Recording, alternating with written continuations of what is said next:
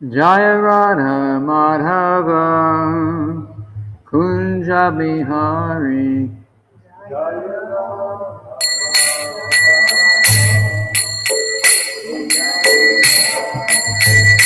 Jaya Radha Madhava Kunja Bihari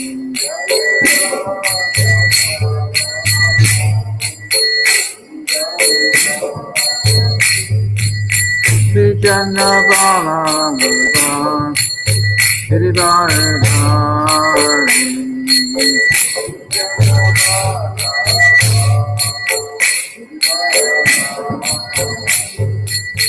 Vijana Bala Hiribari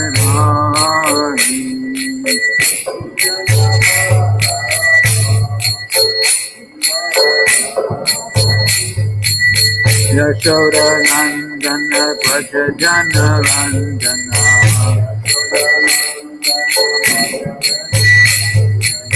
Yashoda Nandana Prajajana Randana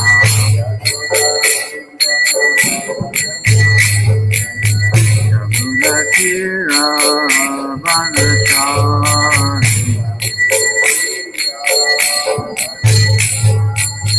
Yamuna Tira Vanachari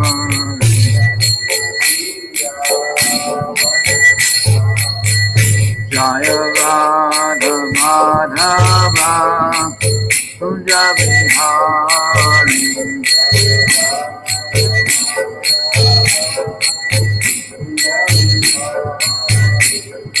Gopi Jana Bhalava Hirivardhani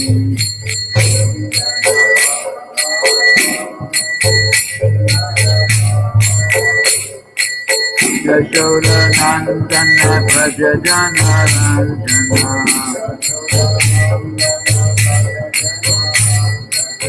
Yamuna Tira Vanachari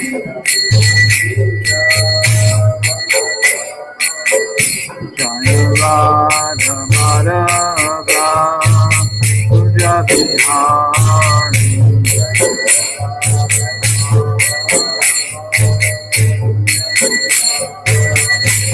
Gopi Jana Bhalava Hirivardhani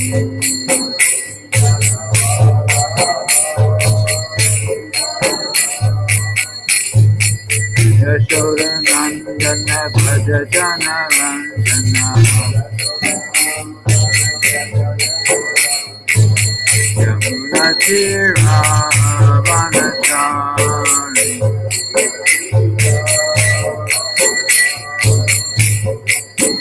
Hare Krishna Hare Krishna Krishna Krishna Hare Hare Hare Rama Hare Rama Rama Rama Hare Hare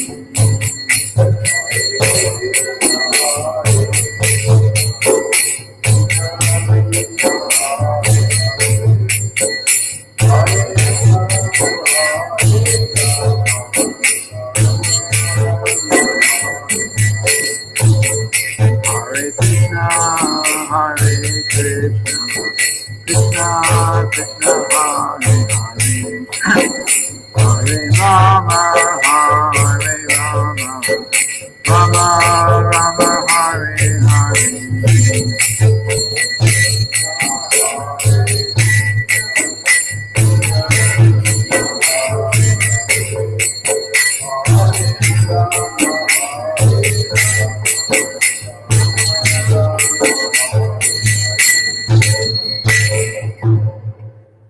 Srila Prabhupada ki jai.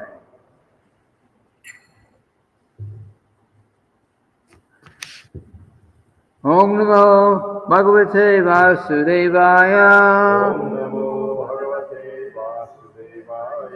Om Namo Bhagavate Vasudevaya. Om Namo Bhagavate Vasudevaya.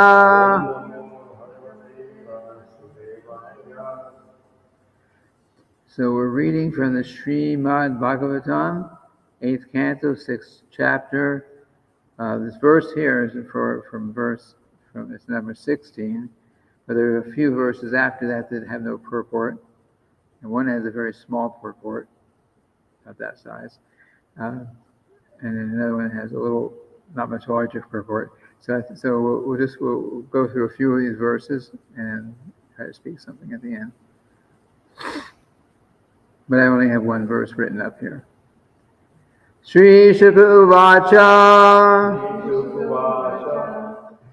Evang Verin Shadib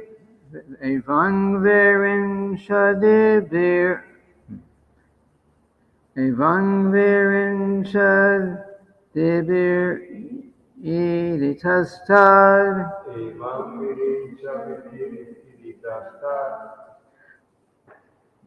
Vigyayate Shang Hridayang Yataiva Jagata Jimuta Kabira Yaya Gira Gira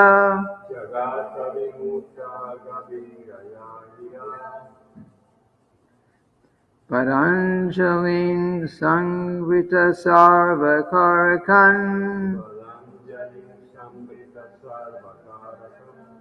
Sri Shukha Uvacha Evang Virinchadivir Iditastad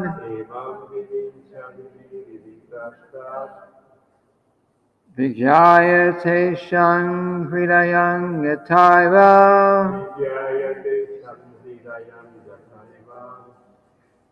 Jagada Jimuta Gabiraya Gira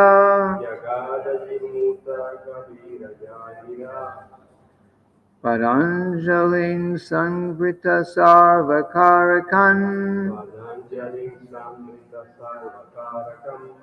Sri Shukha Uvacha Evang Virinchadivir Iditastad Vigyayate Shang Hridayang Yataiva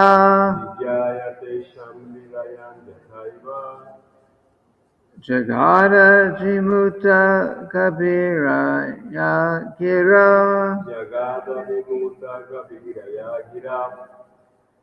Paranjalin Sangvita Sarvakarakam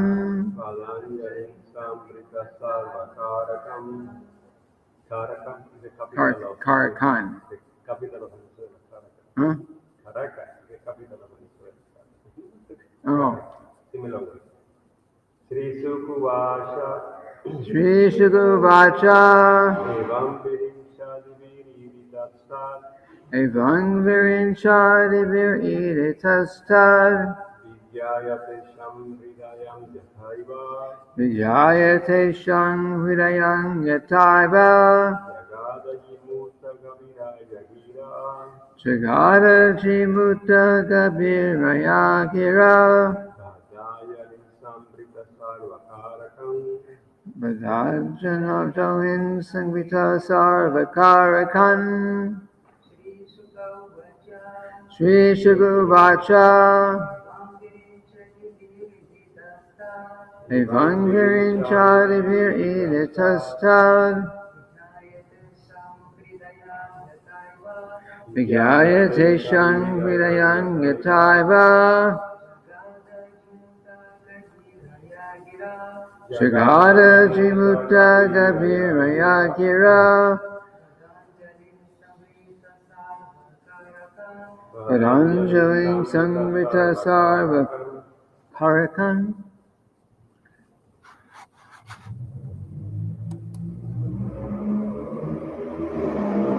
Word for word synonyms.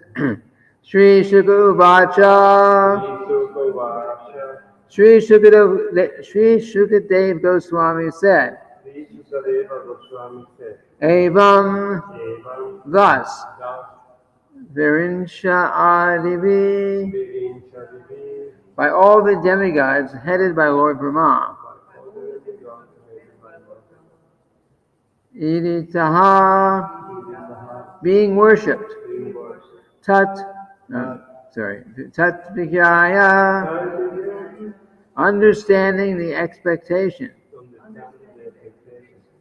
Tesham, of all of them. Hridayam, the core of the heart. Yata, as. Eva, indeed. Jagada, replied. Jimuta Gabiraya, like the sound of clouds. Gira, by words. Bada Anjalin, unto the demigods who stood with folded hands. Sangrita, restrained. Sarva, all. Karikan, senses.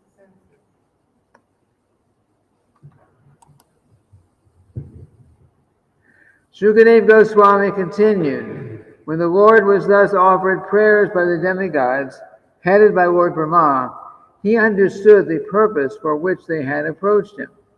Therefore, in a deep voice that resembled the rumbling of clouds, the Lord replied to the demigods, who all stood there attentively with folded hands. Repeat after me. Shukadeva Goswami continued, when the Lord was thus offered prayers by the demigods, headed by Lord Brahma, he understood the purpose for which they had approached him. Therefore, in a deep voice that resembled the rumbling of clouds, the Lord replied to the demigods, who all stood there attentively with folded hands.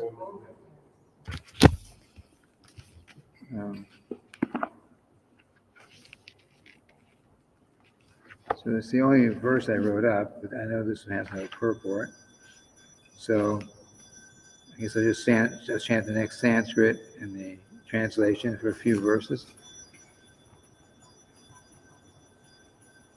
Eka eveshvaras tasmin surakarye sareshvaraha vihartu kamastan ahat samudron matanadivihi.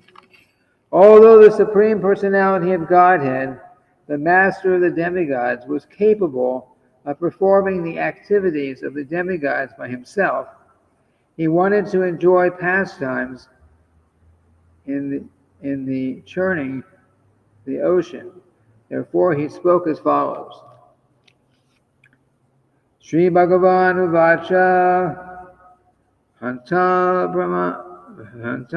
Brahman Aho Shambho He Deva Mama Bhashitam Shrinutava Hita Sarve Shreyo Vashad Yata Suraha. The Supreme Personality of Godhead said, O Lord Brahma, Lord Shiva, and other demigods, please hear me with great attention, for what I say will bring good fortune for all of you.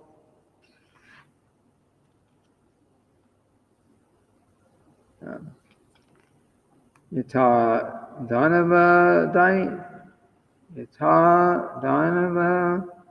Daityayas Tavat Sambir Vinihitam Kalinanu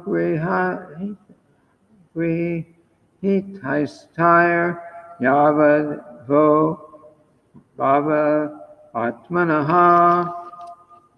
As long as you are not flourishing, you should make a truce with the demons and the asuras, who are now being favored by time, because they had some good karma, apparently. There is a small purport here. One word in this verse has two readings, kalena and kavyena.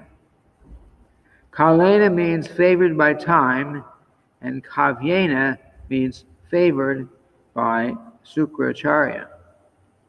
Sukracharya being the spiritual master of the Daityas. Daityas means the demons. The demons and Daityas were favored in both ways, and therefore the demigods were advised by the Supreme Lord to execute a truce for the time being until time favored them. Let's read one more verse here, where it also has a purport. Aryopihi sanjeha sati karyarta gorave ahi mushti kavad deva yartrasya pavidin gataha. O demigods, fulfilling one's own interest is so important that one may even have to make a truce with one's enemies. For the sake of one's self-interest, one has to act according to the logic of the snake and the mouse. Snake and the mouse. Now we find out what this logic of the snake and the mouse is. Purport for Srila Prabhupada. A snake and a mouse were once caught in a basket. Now, since the mouse is food for the snake, this was a good opportunity for the snake. However, since both were caught in the basket, even if the snake ate the mouse, the snake would not be able to get out. Therefore, the snake thought it wise to make a truce with the mouse and and ask the mouse to make a hole in the basket so that both of them could get out. The snake's intention was that after the mouse made the hole, the snake would just eat the mouse and escape from the basket through the hole. This is called the logic of the snake and the mouse. Okay. So, clearly, Lord Vishnu is preparing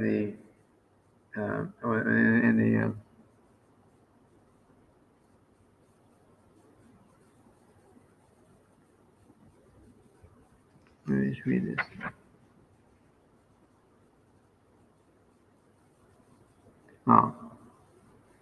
It's verse 17, the translation. So, the Lord does everything perfectly, of course. So he's right now he's telling the demigods, okay, just don't worry about it. The time is favoring the demons. They're going to be in a superior position right now. Just hold on, right? And then just wait, and don't be fighting with them right now. Just make a truce, some agreement, and the agreement. Well, we'll read more about what the agreement is, but we got a hint of it here in verse 17. And that the agreement has to do. The Lord actually wanted to enjoy. Let's see. 17.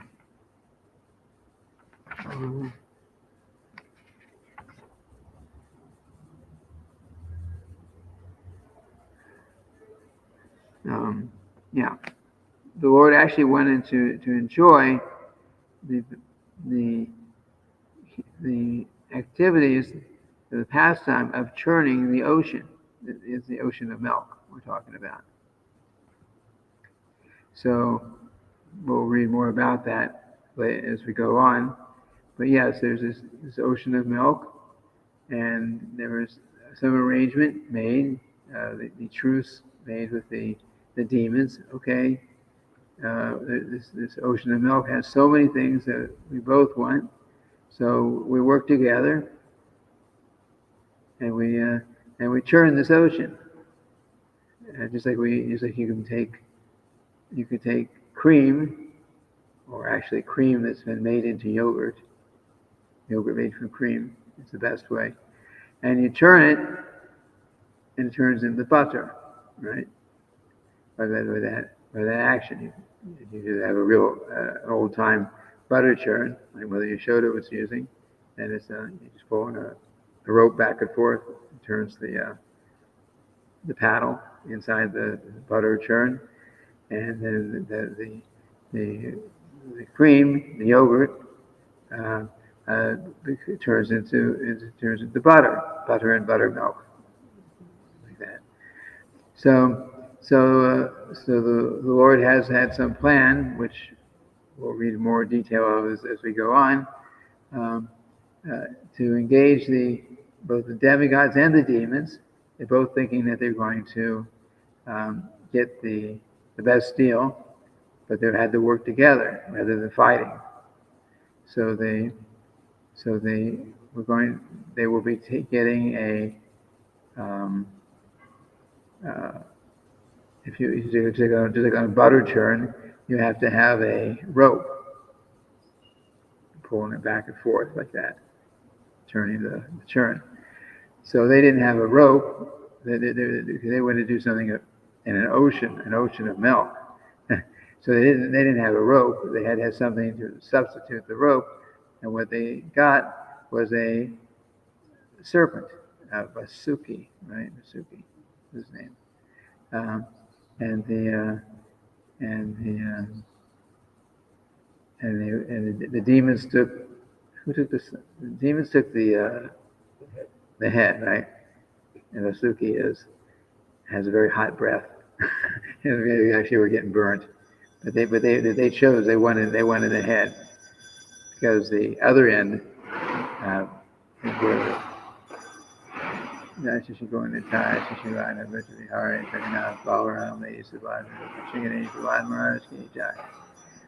where the demons. The demons were thinking, let us take the head, because the back end or the bottom end, the tail of the snake is also where it has a stool and like that. So they think, we're too good for this. We're going to take the head. So they're thinking like that. But actually, he was breathing fire, or just had a hot breath. But they were getting hurt. They were getting burnt. But they thought they were too good for to hold the tail. So and then you need it. And if you want to churn something, you need a pivot. You need something that's actually going to turn. So they took the Mandira mountain. It's a mountain. There's a mountain. So they're actually churning. All the demons and all the demigods are working together, pulling the snake back and forth to turn a mountain. And of course, the mountain doesn't just float on the water, or on the milk in this case. The mountain is sitting on. So the Lord appeared also in his torches for the Kurma, an incarnation of Krishna named Kurma. He's in the form of a turtle. So he's in that ocean, and he's floating there. He's swimming there, and they're also satisfying him, because they're scratching his back with the mountain that they're turning back and forth to churn the ocean, like that. So they're doing this, and different things are going to be coming out of this ocean. Some good, some bad. Some nectar, which is a substance which, if you drink it, it gives you a very long duration of life.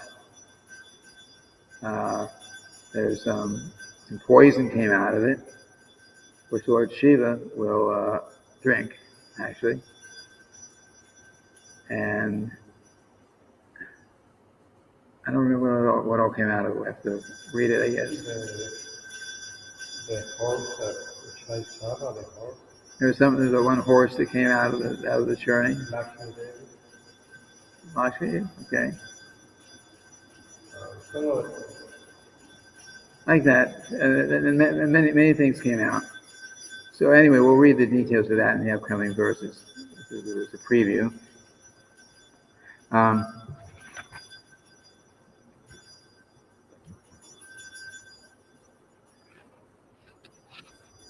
And of course, Lord Krishna he's the most intelligent. It's one of his opulences. He's intelligent, but he's the unlimitedly intelligent. So ultimately, this whole arrangement will lead to the demigods getting their place in the heavenly planets back and defeating the demons. But we'll have to wait for that. I won't give away the secret. And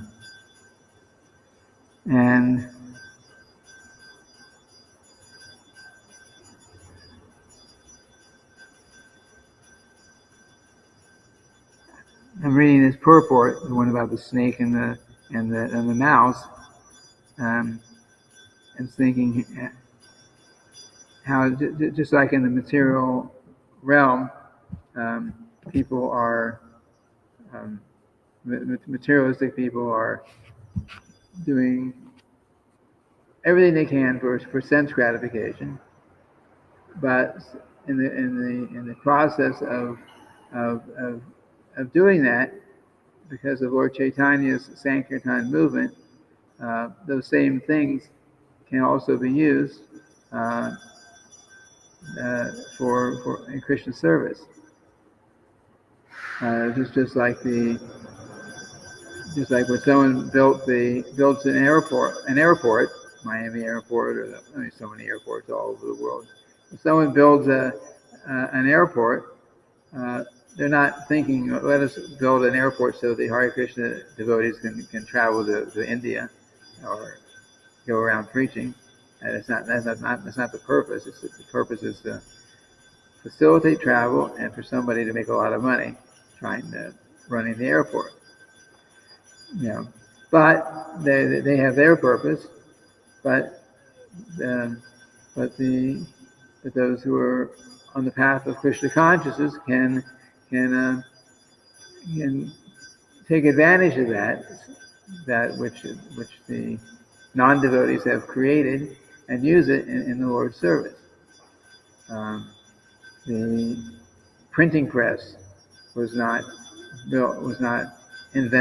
created specifically for Krishna conscious literatures, for sure. It's printed for so many things are being printed, but we certainly utilize that printing presses to print books. Previously, if you wanted to have a Vedic literature, you had to find someone who had a copy of it, and if you wanted to have your own copy, then you had to personally write it or find somebody who would write it. Means handwriting. So imagine if we had Srimad-bhagavatam. Of course, it's already in the book form. But say if we had it in some format that was not a printed book, and in modern times, and you wanted to get the entire Srimad-bhagavatam with all the verses and all the purports, and there's no way there's no such thing as a printing press and copy machines and those kind of things. You wanted that, you or somebody that you arranged would have to sit down with proper tools and manually write everything. So it was very, but these things have been developed for materialistic purposes for the most part, but by the grace of the Lord, we know to use to practice what's called Yukta Vairagya. Yukta Vairagya means, you know what it is. Yukta Vairagya.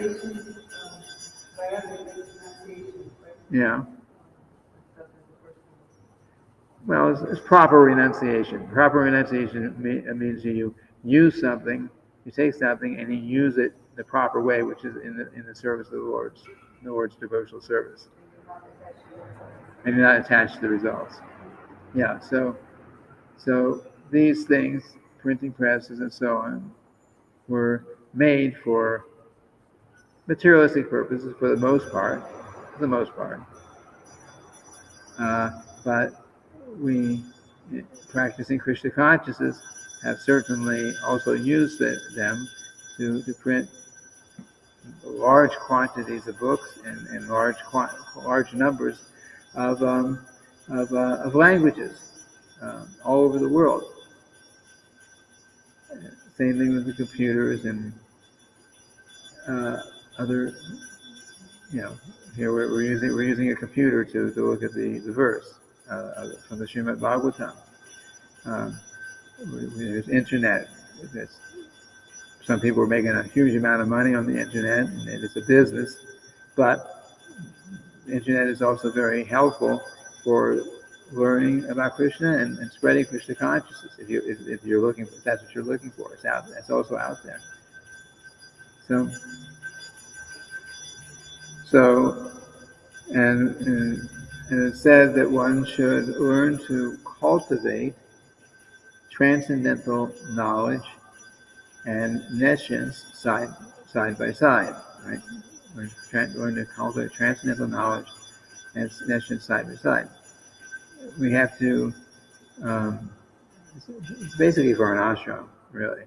You have to do your material duties, and at the same time you need to cultivate spiritual knowledge, spiritual understanding. And because as long as we're in this world, we have to deal with this world. Right? We have to deal with it. You can't just, if the whole world decided to just sit down and just chant Hare Krishna and do nothing else, well, I guess that's good, but pretty soon people will be getting hungry. Pretty soon people will be, things with material necessities, even basic necessities, would be there. So we have to know how to work within the material world, utilize the material energy, and use it in the Lord's service. So we need to cultivate transcendental knowledge and nescience, which means basically means working with the material energy. The Bhagavad Gita, there's a series of verses called what's called the process of knowledge is described. Process of knowledge. I think it's in chapter 7. I think, isn't it? Anyway, the process of knowledge, and there are about 18, I think, different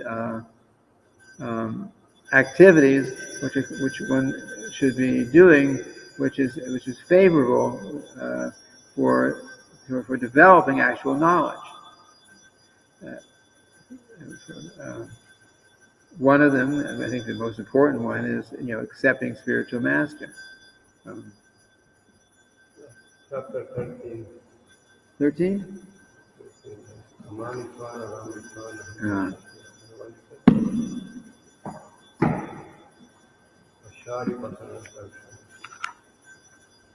13, which verse? In the start, verse 8, it's right there.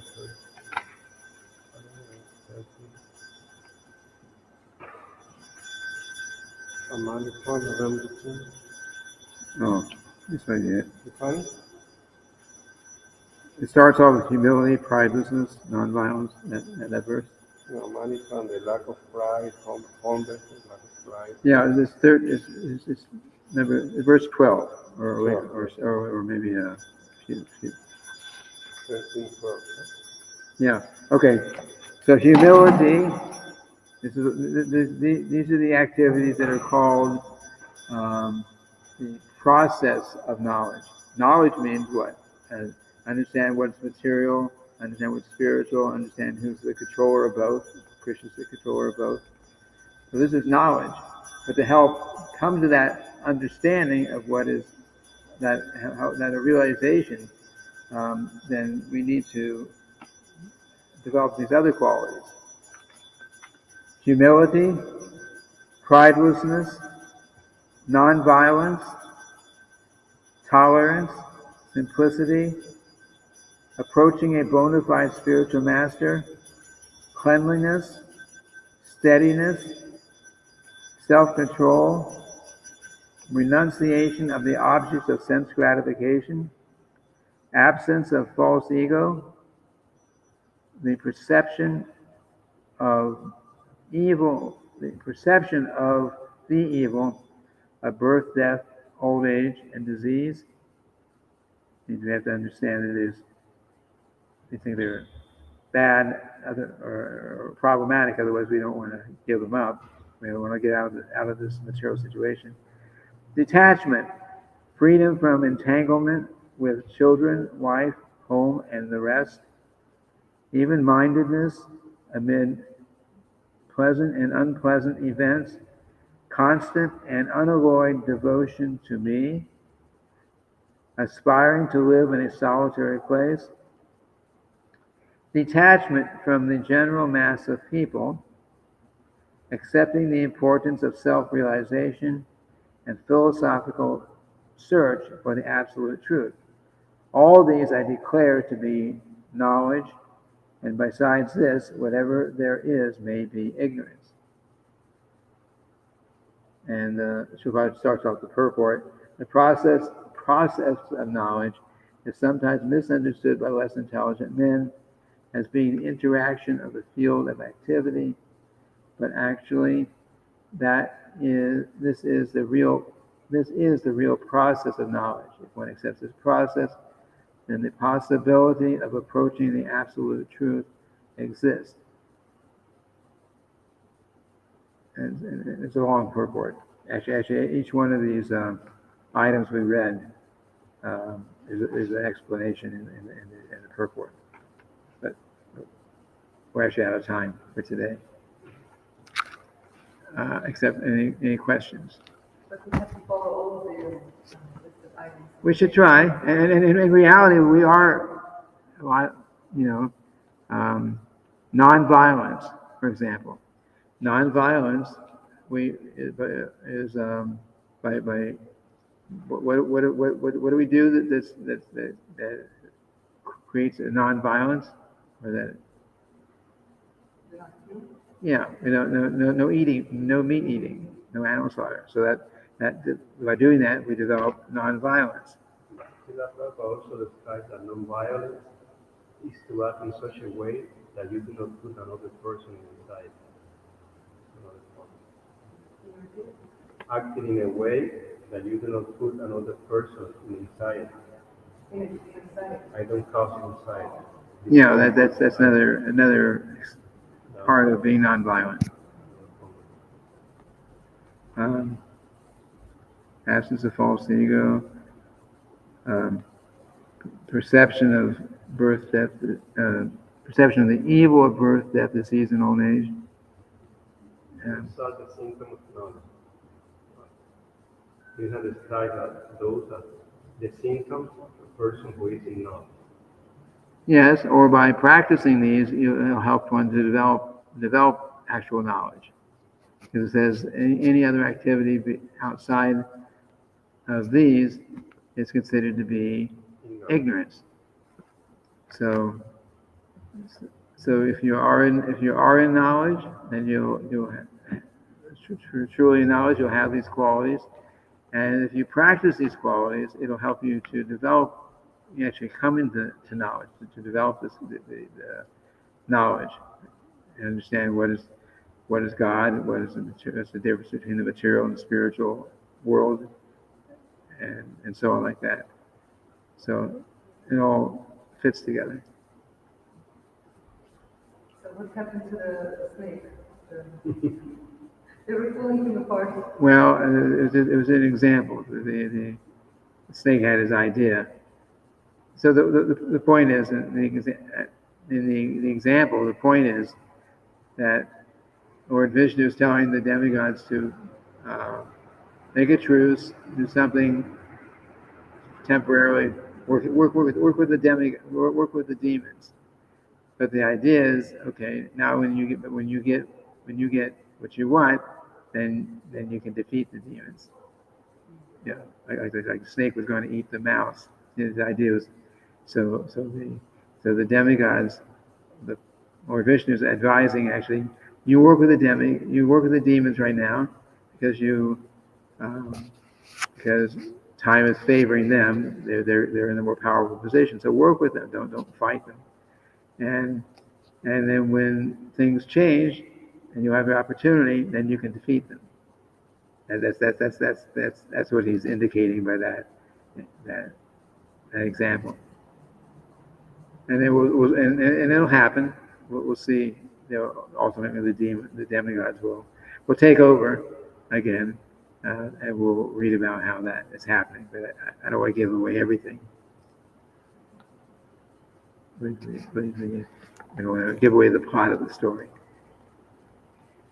So we have to end here for now, and tomorrow we will continue with verse 21. Srila Prabhupada ki jai.